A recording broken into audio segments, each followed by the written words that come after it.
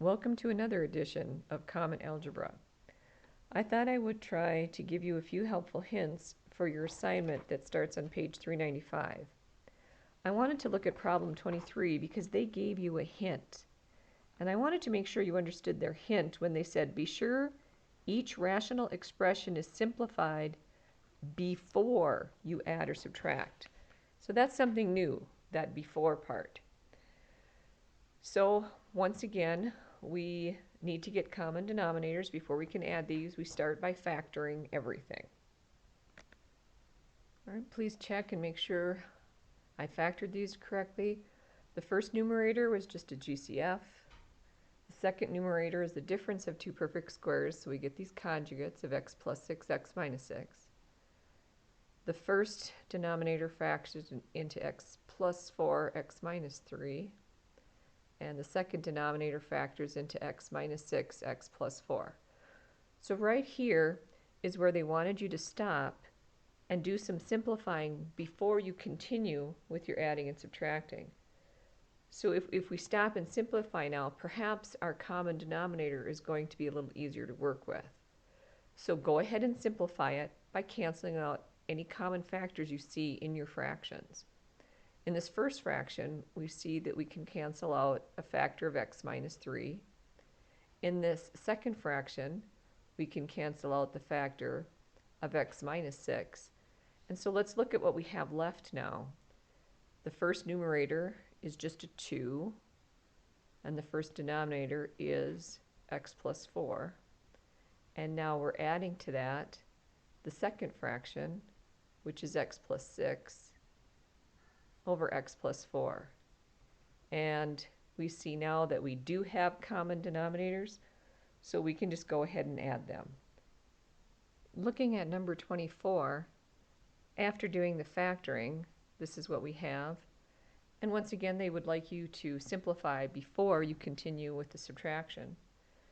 So if we did any canceling we have, in this first fraction, we could cancel out the 3x plus 5, so we'd have a 1 on top there. And here in the second fraction, it's kind of interesting. Yes, you can reduce the 15 and the 5, and yes, you can cancel out the x's, so that you would just end up with a 3 for the numerator. And then notice we almost have common denominators, so please do the -1 trick and then continue with that. Now let's briefly discuss these last two where you have compound fractions. So don't let this freak you out. You know how to handle these. Let's not worry about the dividing yet. Let's not worry about the 4 divided by this denominator. Let's just take this denominator out and just work with it.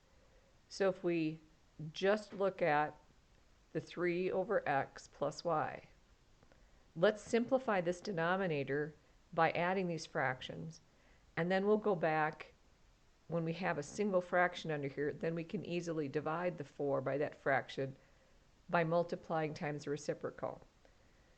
So these can be added. This y is just over 1, so the common denominator would be x. So leave the 3 over x alone and change this second fraction to a new equivalent fraction with the denominator of x. So you multiply by x over x.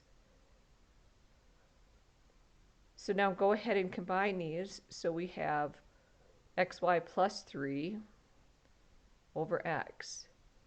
So now the simplified form of this looks like xy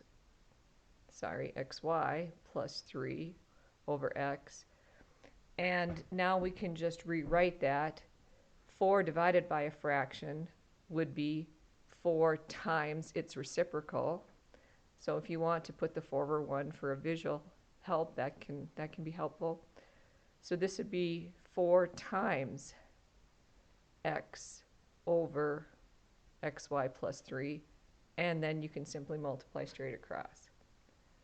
So please use this same strategy with 34 here. Just deal with each separately.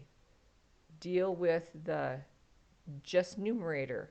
Make it a common denominator of t squared. So multiply this first fraction by t over t. So you get 4t over t squared and so on.